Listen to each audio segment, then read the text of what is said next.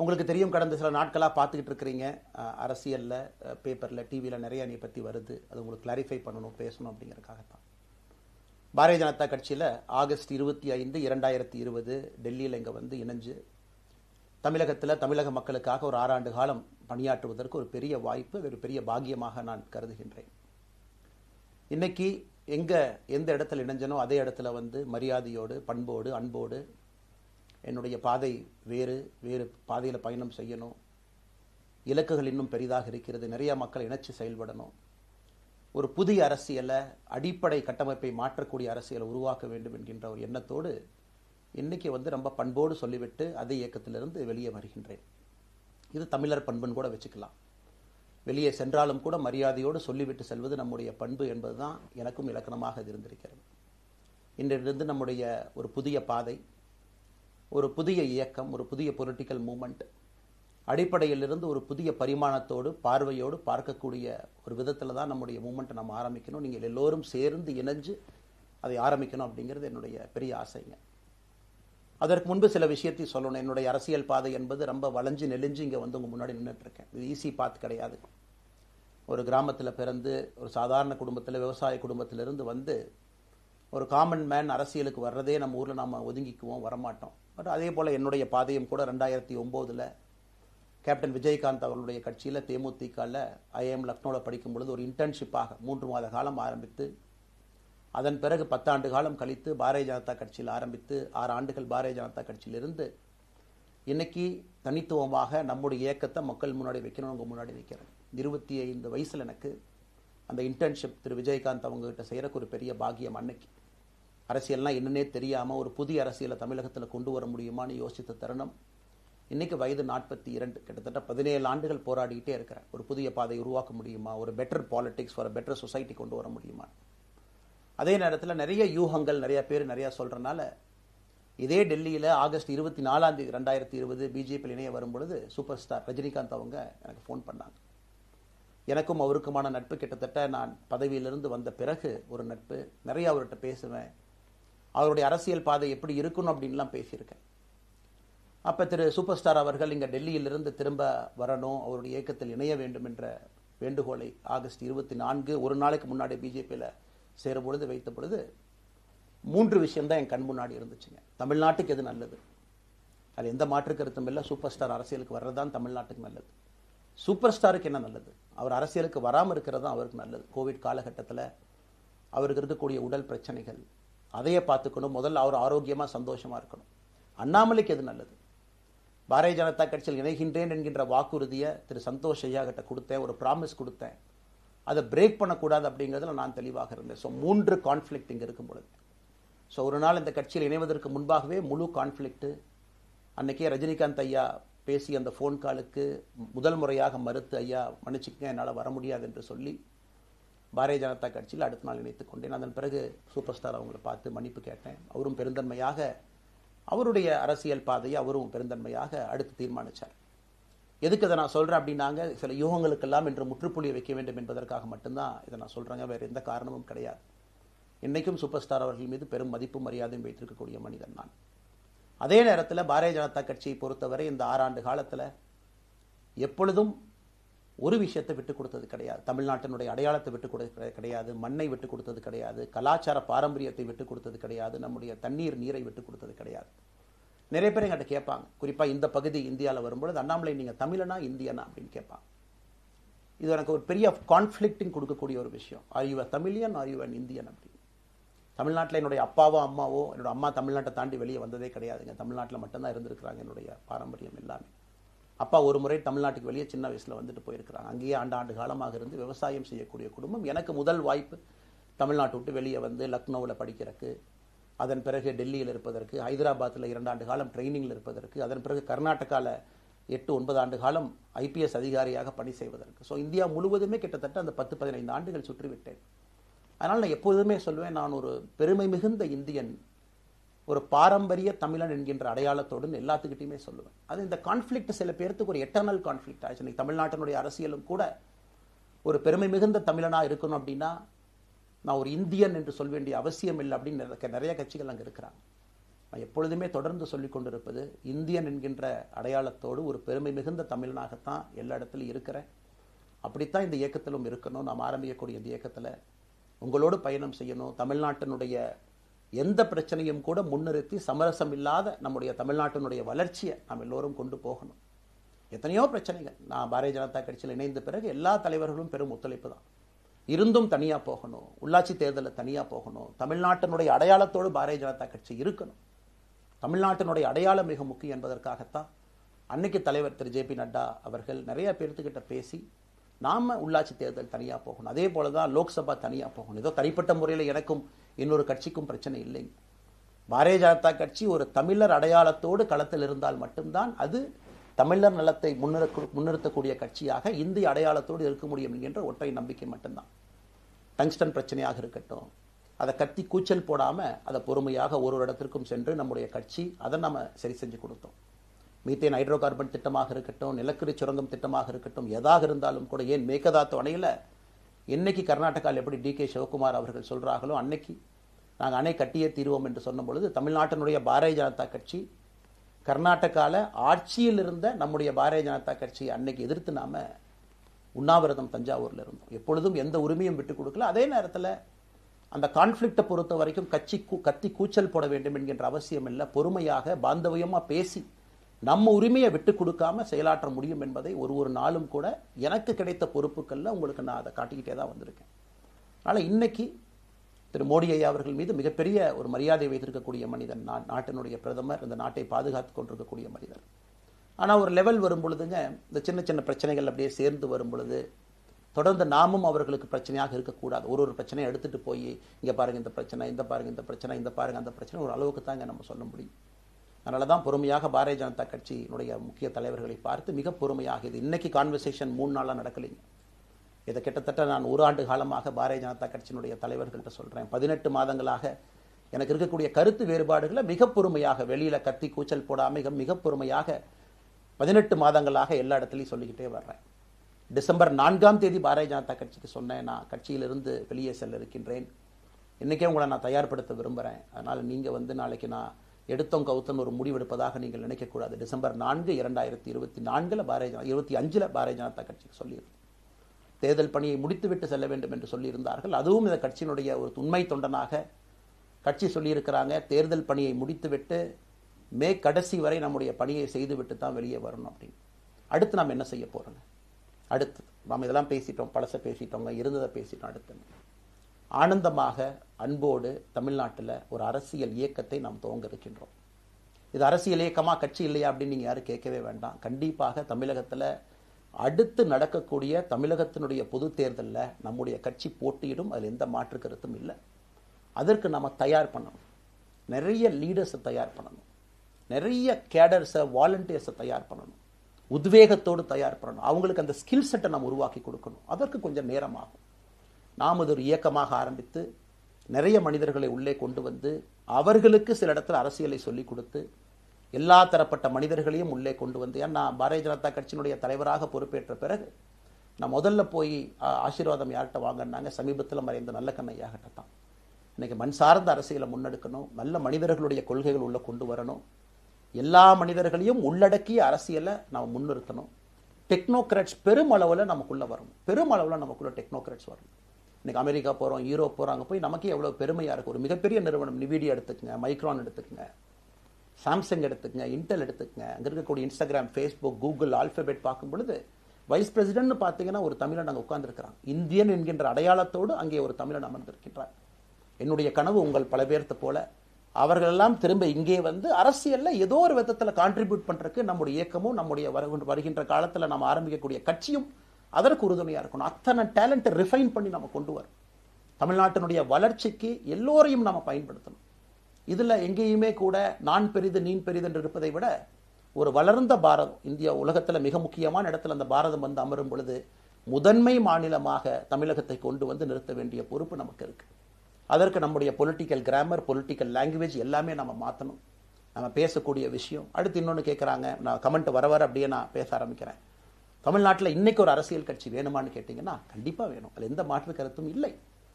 காரணம், ஒரு கடைக்கு போய் நாம் ஒரு டூத் பேஸ்ட்டோ ஒரு அரிசியோ ஒரு பருப்போ வாங்கினா கூட 10 கடை ஏறி இறங்கி எங்கள் அம்மா அதெல்லாம் பார்த்து விலையை பார்த்து தரத்தை பார்த்து பொருளை பார்த்து அத்தனை முறை வாங்கித்தான் பார்ப்பேன். ஏன்னா அது நம்ம உடம்புக்குள்ளே போகிற விஷயம்.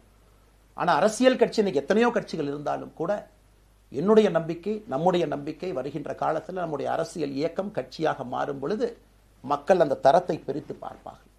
தலைவர்கள் எப்படிப்பட்டவர்கள்? நாம எல்லோருமே காமன் மேன் பொலிட்டீஷியன்ஸ். பக்கத்து வீட்டுக்காரங்க மாதிரி தான் மக்கள் நம்மளை பார்க்க போறாங்க. தூரத்திலிருந்து நாம் கை காட்ட போவது கிடையாது. ஏன்னா நாம் யாரும் அப்படிப்பட்ட குடும்பத்திலிருந்து வரவில்லை, அப்படிப்பட்ட வளர்ப்பு நமக்கு இல்லை, நாம் யாரும் அப்படி இல்லை, தமிழனுடைய கலாச்சாரமும் பண்பாடும் இல்லை. அதெல்லாம் கூட நம்முடைய அரசியலில் முதல் நாள்ல இந்த கல்ட்டு பாலிடிக்ஸ்லேருந்து நம்ம வெளியே வரணும். அரசியல் மாற்றம்னு சொல்றாங்க, ஆனால் அதே கல்ட்டு பாலிடிக்ஸ். நாம் அதில் இருக்க போறது இல்லை. கல்ட்டு பாலிடிக்ஸ்லேருந்து வெளியே. அண்ணாமலை என்ன பிறந்த நாளாக 10 பேர் கொண்டாடணுமா? அதனால தான் நம்ம பிறந்த நாள் அன்னைக்கு எதுவுமே நம்ம செய்யலை. என்னுடைய பிறந்தநாள் என்பது உங்கள் பிறந்தநாளை போல ஒரு நாள். நான் அரசியல் வருவதை என் பிறந்தநாளை எப்பவுமே கொண்டாடினது கிடையாது. அரசியல் வந்ததுக்காக சில பேர் போஸ்ட் அடிச்சு ஒட்டுறா. அந்த கலாச்சாரத்தையும் உடைக்க வேண்டும் என்பதற்காகத்தான் நேற்று நாம் எதுவுமே பேசலைங்க, இன்னைக்கு நம்ம பேசுறோம். இந்த கல்ட்டு பாலிடிக்ஸ்ல இருந்து வெளியே வரணும். ஒரு காமன் மேன் பாலிடிக்ஸை முன்னிறுத்தணும்.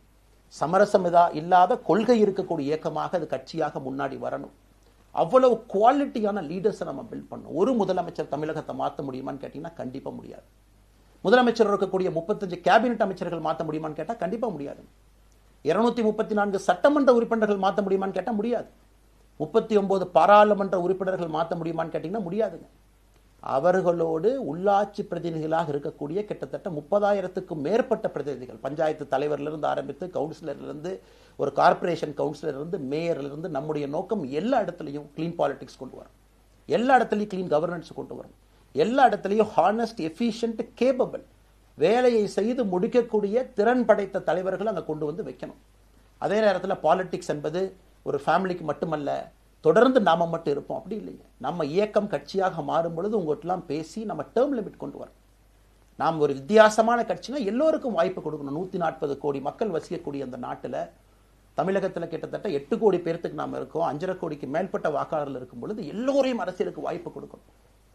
டேர்ம் லிமிட் கொண்டு வரணும். எத்தனை முறை எம்எல்ஏவாக இருக்கணும், எத்தனை முறை எம்பியா இருக்கணும், எல்லோருக்கும் அது பொருந்தும், எனக்கும் அது உட்பட. The permanent leaders, permanent MLAs, permanent ministers, permanent MPs, அதை நம்ம உடைக்க போறோம். அது எந்த மாற்று கருத்தும் இல்லை. அது என்னை ஆரம்பித்து முதல் மனிதனாக இந்த இயக்கத்தில் இணைத்துக் கொண்டிருக்கக்கூடிய என்னை, ஒரு சாதாரண ஒரு மனிதராக என்னை ஏற்றுக் கொண்டிருக்கக்கூடிய ஒரு காமன் மேன் என்னை ஆரம்பித்து எல்லோருக்கும் இது பொருந்தும். இதை நாம இந்த இயக்கம் கட்சியாக மாறுகின்ற முதல் நாள்ல நம்ம சொல்ல போறோம்.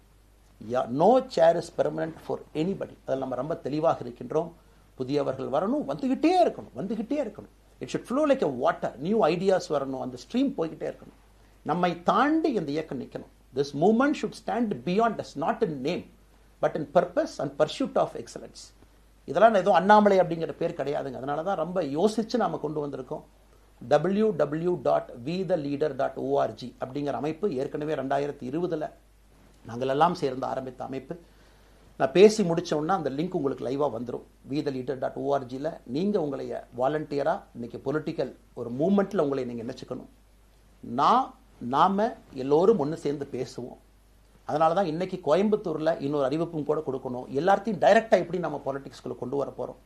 APJ Abdul Kalam centre for ethics and politics, APJ Abdul Kalam ஐயாவுடைய பேரில் கோயம்புத்தூர்ல வி த லீடர்ஸ்க்கு கீழே நாம பாலிடிக்ஸ்ல எத்திக்ஸ்க்காக ஒரு சென்டர் ஆரம்பித்து வருகின்றவங்க எல்லாமே இதுக்குள்ள ட்ரெயின் ஆகி தான் வெளியே வருவாங்க. உள்ளாட்சி தேர்தலில் நிற்கிறாங்க, they will get trained, come and stand in local body election.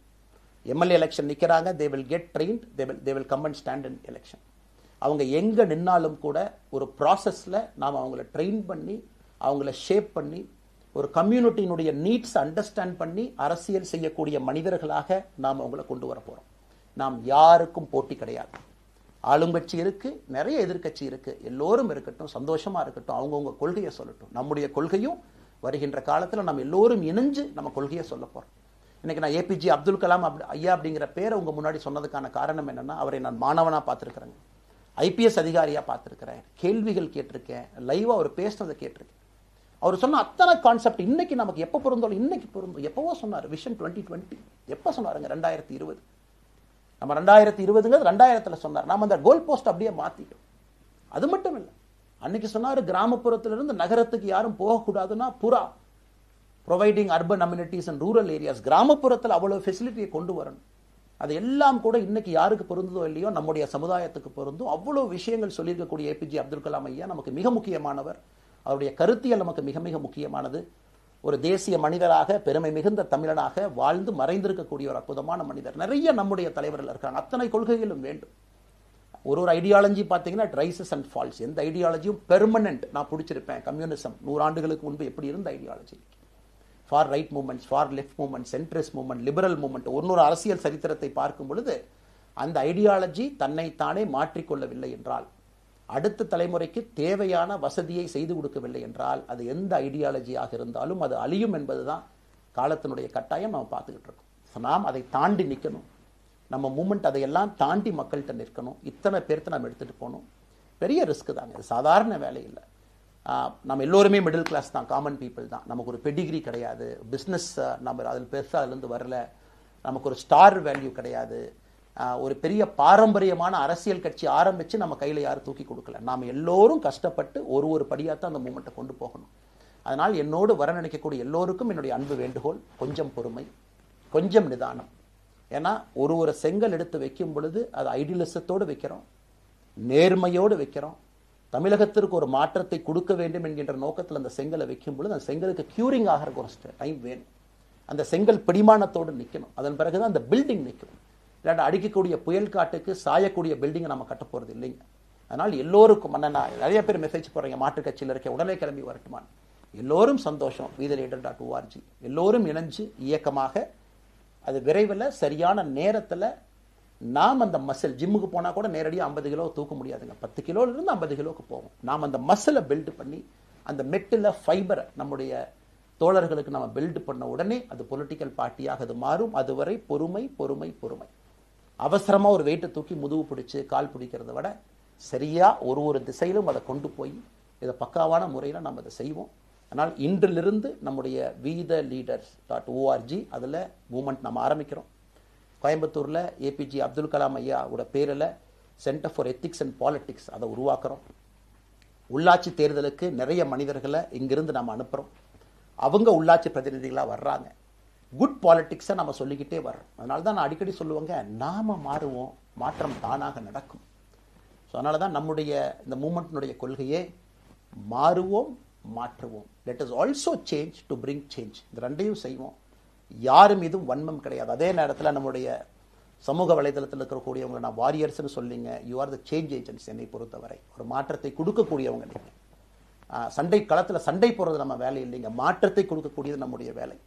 கடந்து வந்த பாதையை திரும்பி பார்க்கும் பொழுது கொஞ்சம் சந்தோஷத்தோடு, அதே நேரத்தில் யாரெல்லாம் கைப்பிடிச்சு இவ்வளோ தூரம் கூட்டிகிட்டு வந்தாங்களோ அவர்களுக்கு நன்றி உணர்வோடு, நம்ம முன்னாடி செல்லக்கூடிய பாதை இதுவரை வந்த பாதையிலிருந்து கொஞ்சம் மாறுபட்டு இருந்தாலும் நம்முடைய அனுபவத்தை வைத்து அதற்காக யாரையும் திட்டி தீர்க்கணும்னு அவசியம் இல்லை. சமூக வலைதளத்தில் நாம் ரொம்ப ரெஸ்பான்சிபிளாக இருப்போம். தமிழ்நாட்டில் நிகழக்கூடிய பிரச்சனை, என்ன கமெண்ட் வேணாலும் யார் வேணாலும் போடலாம், பேசலாம், மைக்கே முன்னாடி இருக்குது, நான் பேசிட்டு போயிடுவேன்னு நினைக்கிறீங்க. பாதிக்கப்படுறவங்க பின்னாடி ஒரு குடும்பம் இருக்குது, குட்டி இருக்குது, குழந்தை இருக்குது, அவங்களுக்கும் ஒரு தனி அடையாளம் இருக்குது. அது என் சைட்லேருந்து தெரியாமல் ஏதாவது தவறு நடந்திருந்தாலும் கூட, என்னை ஆதரித்து செய்பவர்கள் ஏதாவது தவறு செய்திருந்தாலும் கூட அதற்காக இந்த நேரத்தில் நான் மன்னிப்பும் கேட்டுக்கிறேன். இப்போ இருந்து நம்முடைய பாதை, முன்னாடி செல்லக்கூடிய பாதை என்பது மக்களுக்கான பாதை, ஒரு பாசிட்டிவான பாத். காமன் மேன் பாலிட்டிக்ஸை நம்ம பில்ட் பண்ணுறோம். ஃபவுண்டேஷனோடு மேலே வரப்போகிறோம். தமிழ்நாட்டை எல்லா இடத்திலும் கூட கீழிருந்து மேலே வரை அந்த மாற்றத்தை கொண்டு வர போகிறோம். அதனால தான் நான் இன்ஸ்டாகிராம் லைவில் வந்தேங்க. ஒரு புதிய தலைமுறையை நம்ம அரசியலுக்குள்ளே கொண்டு வரணும். அவங்களை ஒதுக்கி வைக்க முடியாது. ஏன் அப்படி ஓட்டு போடுறாங்க, ஏன் அப்படி ஓட்டு போடுறாங்க கேட்க முடியாது. They are hungry for change. மாற்றம் வேண்டும் என்று துடித்துக் கொண்டிருக்கின்றார்கள். உடனே நடக்கணும். யூரோப்பியன் கண்ட்ரி போகிறாங்க, டூர் பார்க்குறாங்க, சோஷியல் மீடியாவில் பார்க்குறாங்க. தமிழ்நாட்டில் ஏன் நாளைக்கு காலையில் நடக்கலைங்க? அதே நேரத்தில் நம்முடைய பெரியவர்கள் எத்தனையோ பேர் நான் பார்க்குறேன். வயசான நம்முடைய பெரியவர்கள் நடந்து போகிறது கூட இன்னைக்கு ஒரு பார்க் நமக்கு கிடையாது. சாயந்தரம் ஆனந்தமாக இத்தனை காலமாக உழைத்து விட்டு வீட்டில் இருக்கிறாங்க. ஓய்வெடுக்கக்கூடிய நேரத்தில் கூட ஒரு கிரீன் ஸ்பேஸ் அர்பன் ஏரியாவில் கிடையாது, ரூரல் ஏரியாவில் கிடையாது. இத்தனை 60 ஆண்டு காலம் இந்த நாட்டில் வாழ்ந்தும் கூட கடைசி 20 ஆண்டுகள் நிம்மதியாக இருப்பதற்கான கட்டமைப்பை நம்ம உருவாக்கல. ஸோ எல்லாத்தையும் நம்ம யோசிக்கணும். ஒரு பக்கம் ஜென்சி, ஜென் ஆல்ஃபா யூத் இருக்காங்க, அந்த வேகத்துக்கு தீனி போகணும். இன்னொரு பக்கம் வயதான பெரியவர்கள், முதிர்ச்சி அடைந்தவர்கள், பக்குவப்பட்டவர்கள் இருக்கிறாங்க. அவங்களுடைய கடைசி காலத்தை பக்குவமாக வாழ்வதற்கான வசதியை நாம் ஏற்படுத்தி கொடுக்கணும். அதனால் ரொம்ப நேரம் நான் பேசிக்கிட்டே போலிங்க. அதனால் நிச்சயமாக வருகின்ற காலத்தில் நிறைய பேசுவோம், நிறைய விஷயங்களை நாம் பேசுவோம், நிறைய விஷயங்களை பகிர்ந்து கொள்வோம். அதனால் நிச்சயமாக நமக்கு நல்லது நடக்கும். இன்னொரு கேள்வி கேட்டிருக்கீங்க. ஏன்னா நான் பேச பேச அது அப்படியே மேலே வந்துட்டு இருக்கேன். எனக்கு இது புதுசுங்க, அப்படியே நானும் மேனேஜ் பண்ணி பேசிட்டு இருக்கேன். உங்களுக்கும் பிரதமருக்கும் இருக்கக்கூடிய முடிவு, நம்முடைய பிரதமர் மோடி அவர்கள் நம்முடைய பிரதமர், அந்த கௌரவம் இருக்கும். ஆனால் பாரதிய ஜனதா கட்சியிலிருந்து ஒரு விஷயத்தை நம்ம டிஸ்அக்ரி பண்ணுறோன்னா கம்பீரமாக ஸ்ட்ரெயிட்டாக நம்ம டிஸ்அக்ரி பண்ணுவோம். 3 மொழி கொள்கை சமீபத்தில் கொண்டு வந்திருக்கக்கூடிய டைம் டேபிளில் மாற்றம். 2029 தான் 9ஆம் கிளாஸ் பசங்க 3வது மொழியை படிச்சிருக்கூடாது, 2020 மாற்றிய பொழுது நான் குரல் கொடுத்தேன். அதில் எந்த மாற்று கருத்தும் இல்லை. நாம் அப்போஸ் பண்ணுறதுக்காக யாரையும் அப்போஸ் பண்ண மாட்டாங்க, எதிர்ப்பதற்காக நம்முடைய அரசியல் கிடையாது. எப்படி திமுகவை பார்க்கின்றோமோ, எப்படி அதிமுகவை பார்க்கின்றோமோ, எப்படி டிவிகேவை பார்க்குறோமோ, எப்படி அண்ணன் சீமான் அவர்களை பார்க்குறோமோ, எப்படி அண்ணன் அன்புமணி அவர்களை பார்க்குறோமோ, எப்படி இங்கே இருக்கக்கூடிய எல்லா தலைவர்கள், அண்ணன் ஜி.கே. வாசன் அவர்கள், ஏசி சண்முகம் அவர்கள், பாரிவேந்தர் அவர்கள், ஜான் பாண்டியன் அவர்கள், எல்லா கிருஷ்ணசாமி ஐயா அவர்கள், ஐயா வைகோ அவர்கள், அம்மா பிரேமலதா அவர்கள், எல்லா தமிழகத்தில் இருக்கக்கூடிய எல்லா அரசியல் கட்சியினுடைய தலைவர்கள் எப்படி பார்க்கிறோமோ அப்படித்தான் நான் பாரதிய ஜனதா கட்சியை பார்ப்பேன். அதற்காக நம்ம போய் ஒரு வன்மமோ எதுவும் கிடையாது. கட்சி அவங்க கொள்கையை அவங்க முன்னிறுத்த போறாங்க. நம்ம இயக்கத்தினுடைய கொள்கை, நம்ம கட்சியினுடைய கொள்கையை நம்ம முன்னிறுத்த போறோம். யாருக்கும் நாம் போட்டி கிடையாது. மக்கள் முன்னாடி தரம் பார்த்து மக்கள் நம்மை தேர்ந்தெடுப்பார்கள் என்கின்ற நம்பிக்கையோடு மக்கள் முன்னாடி நம்ம நிற்கிறோம். அடுத்து இன்னொரு கேள்வி கேட்டீங்க. அமித்ஷாஜி அவங்கள நீங்கள் பார்த்தீங்க, ஃபோட்டோலாம் வந்துச்சு, என்ன விஷயம் அப்படின்னு. அமித்ஷாஜிட்டையும் அமித்ஷா அவர்கள்ட்டையும் ரொம்ப பொறுமையாக போய் நான் சொன்னேன், இந்த மாதிரி எக்ஸ்பிளைன் பண்ண நான் போகணும். அதே நேரத்தில் நான் யாரிடமும் சண்டை போட்டு விட்டு தமிழகத்தில் உட்காந்து ஐ எம் ரிசைனிங் ஃப்ரம் பார்ட்டின்னு அனுப்புகிற ஆள் நான் கிடையாது. எனக்கு அது பழக்கமும் கிடையாது. வந்து நேராக உங்கள் கண்ணை பார்த்து சொல்லிட்டு, சில தவறுகள் இருந்தாலும் அதையும் சொல்லிவிட்டு போகக்கூடியதான் என் பண்பு. அதை நாகரீகமாக செய்ய முடியும் என்று நினைக்கின்றேன் என்று சொல்லிவிட்டு தான் வெளியே வந்தேன். அப்படி தான் ஒரு தலைவர்கிட்டையும் பண்ணேன். அதை நாம் எப்பொழுதுமே பண்ணுவோம். நாகரிகமான அரசியலை முன்னெடுப்போம். சமூக வலைதளத்தில் ஆபாசம் வேண்டாம். சமூக வலைதளத்தில் நல்லதை பேசுவோம். எல்லோரும் அவங்கவுங்க இடத்துல தமிழ்நாட்டு மக்களுக்கு நல்லது பண்ணட்டும். பொறுமை பொறுமை பொறுமை. கடைசியாக இந்த வார்த்தையை திரும்ப நான் பயன்படுத்துகிறேன்.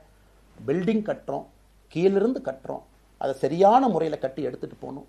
நம்புங்க, கூட இருங்க. 42 ஆண்டுகள் வளைவிஞ்சு நெலிஞ்சு சுற்றி இன்னைக்கு இந்த இடத்துல உங்கள் முன்னாடி வந்து உட்கார்றேன். நிச்சயமாக நம்ம எல்லோரும் சேர்ந்து ஒரு பெரிய புரட்சியை, மாற்றத்தை தமிழகத்திற்காக, ஒரு பாரத நாட்டுக்குள்ள, இந்திய நாட்டுக்குள்ள முதன்மை மாநிலமாக தமிழகத்தை கொண்டு வருவது மட்டும்தான் நம்முடைய குறிக்கோள். வேறு எதுவும் நம்முடைய குறிக்கோள் கிடையாது. அதற்காக நம்முடைய வாழ்வை அர்ப்பணிப்போம். காத்து கொண்டிருக்கக்கூடிய எல்லோருக்கும், கேட்டுக்கொண்டிருக்கக்கூடிய எல்லோருக்கும் உங்களுடைய பொறுமைக்கு நன்றி தெரிவித்து மறுபடியும் சொல்லிக் கொள்கின்றேன். மாறுவோம்.